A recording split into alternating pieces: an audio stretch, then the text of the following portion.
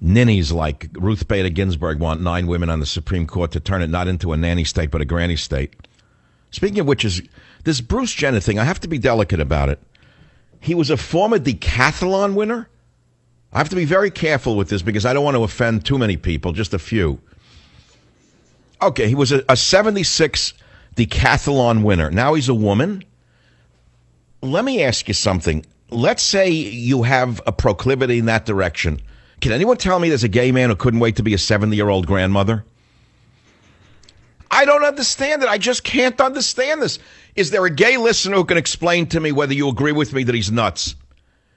Let's say you're 20 years old and you live in Brazil and you have the brains of a banana. Okay, and you want to act in porno films for the rest of your life. That's where that's popular. But why would someone want to do this at his age?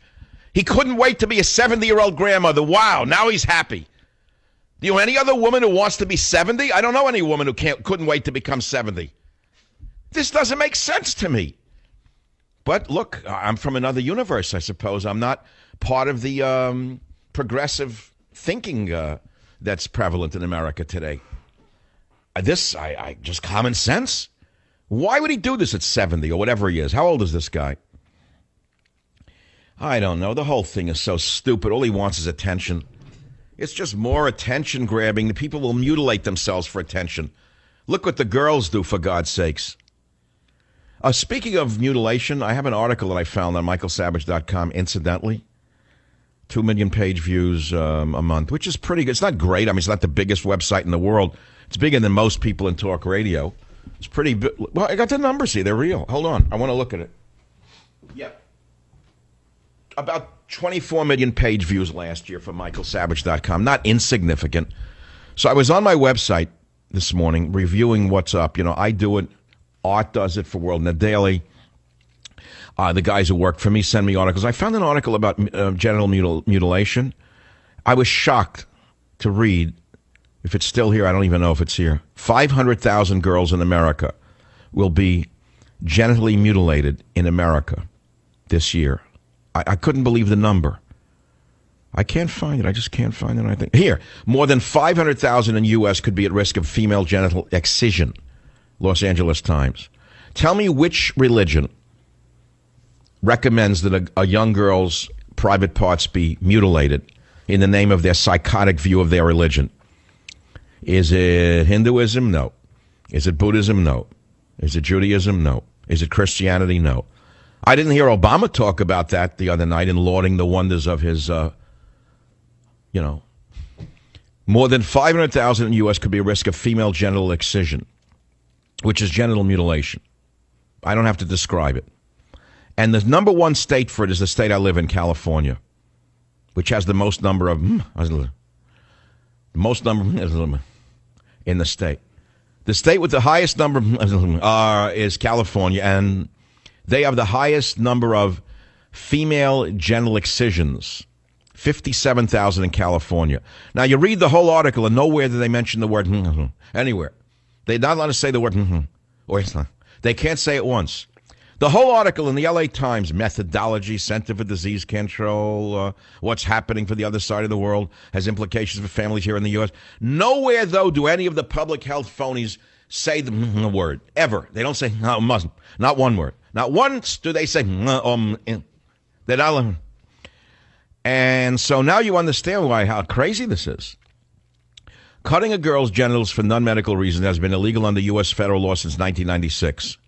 In 2013, President O signed a law that also makes it illegal to send a girl to another country to have the procedure done. But we learned that just one criminal case has been brought in the U.S. for female genital excision. And who was it? Here's as close as they come. An Ethiopian immigrant. They don't say, they don't say, an Ethiopian immigrant, was convicted of aggravated battery and cruelty to children for removing his daughter's clitoris with scissors at the family's Atlanta area apartment when she was 2. Isn't that great, the kind of immigrants we're getting today? You know, you have to think about it. We don't need more Einsteins from Europe. We don't need more Edisons. We don't need any more Voltas. The evil white male is dead. What we need are more people who think this way. See, this will bring us up to the next level of humanity. And that's why Obama's bringing in 100,000 a month of people who think this way. Let us say from that religious orientation. 100,000 a month. We read that there are long-term risks to the women who undergo what is sometimes referred to as female genital mutilation or cutting. The World Health Organization, blah, blah, you get the whole picture. Now they come close to saying who's doing it. But in some African and Middle Eastern communities, the practice is seen as an important coming-of-age ritual that ensures a woman's purity. Without it, she may not be able to marry. So only a mutilated girl is a good girl to this religion of peace? Bring in more of them. Yeah, bring them all in. So they show a map of where they are. This superb example of the future of humanity. And I happen to live in the state. All right, what are you going to do? I'm not leaving. I'm not going to leave the state because he's bringing more of them in. I live here. In fact, I'm going to be spending a lot more time in Los Angeles in the very near future. You don't know that. I made that decision. It's not that I hate San Francisco. I just don't like San Francisco. I always I can't put it clearly enough. I don't hate San Francisco. I just don't like it enough. And I'll tell you why. It's filled with weird technical people, like techies, creeps. It's a creepy city. Everyone tries to be so cool they're not cool. That's the kind of city it is. Remember I went to New Orleans about a year ago, 2 years ago, to the Super Bowl, and I came back and I said something which insulted San Francisco, and they really got mad. I said, New Orleans is what San Francisco pretends to be, but isn't. New Orleans has a true autistic bohemian community, which San Francisco has not had for about 60 years. There's no autistic bohemian community there. Here, it's all poseurs. The cafe crazy check people. They're all writing screenplays that nobody will ever buy. They're writing novels nobody will read. Even on the internet, they can't publish them. Poseur. I'm not leaving, but I'm not staying. I'm going to be spending about half time in L.A. I happen to like L.A. I'm one of those people. Why? Why do I like L.A.? You want to hear why I like L.A.? Let's forget phony. Right? Oh, L.A.'s phony, and you're not? Right away. No, you're not. You're the authentic thing, the progressive. He's the authentic thing, the hater. So let's say everyone's phony or as real as you have to be, okay? Everyone's potentially a phony or a realist. It depends upon who you're talking to and the situation. The reason I like L.A. is a lot more young people. Everybody is trying to make something. They're on the make. Everyone's on the make, and they let you know it.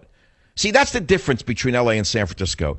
Everyone's on the make here, but they pretend they're not. They're too cool to admit that they want beautiful things and they want money. Everyone, no, man, I don't need it. I'm so unmaterialistic. Yeah, like, right, sure. Everyone's a star behind their car. That's the way we all are. It's that simple. Even you phonies in your Priuses who pretend that you're down with the environment. What are you doing but showing off? It's all egotism. Paul said it. All is vanity, so don't fool me, man. We're all human beings. So L.A., at least they're out front about it.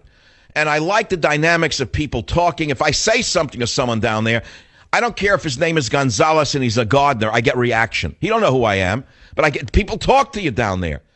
The only people who react to me here, frankly, are the Mexican gardeners and the El Salvadorans. Even in broken Spanish, I get a more human reaction than I do from the creepy white people who live in these suburbs up here. It's like ghoulish. It's like there's no continuum in this area, a dead zone. So that's enough on that. I mean, it's not like they're evil. They're just dead. L.A., at least there's life. Life. The food's better. The people are more dynamic, and the houses are nicer. It's another thing about the Bay Area. The houses are shanties. They're all constructed badly. Even the expensive houses are built badly in Northern California. How do they get away with that? There's no basements. They're for years. The construction up here sucks. If you drive north of San Francisco, it's creepy. It looks like, who am I thinking of? The guy with the swastika on his head in prison with the girls, with the Manson. Everyone looks like Manson to me. Like, if you go west of Santa Rosa, everyone looks like Charles Manson coming out of a chicken coop. I don't understand it. It has a creepy feeling to it. I just don't get it. I don't go north of a certain town on Highway 101. It's like the dividing line. I live, in the area. I have multiple areas I hang out in the city, Marin County. Everyone knows that. I try not to go north of San Rafael. I feel like I'm entering the Twilight Zone. Becomes like ghoul area. It's the same everywhere, wherever you live. It's creepy. I feel like Nazis are going to come out of the woodwork any minute. Or worse yet, liberal fascists. It's hard to say what's the difference today.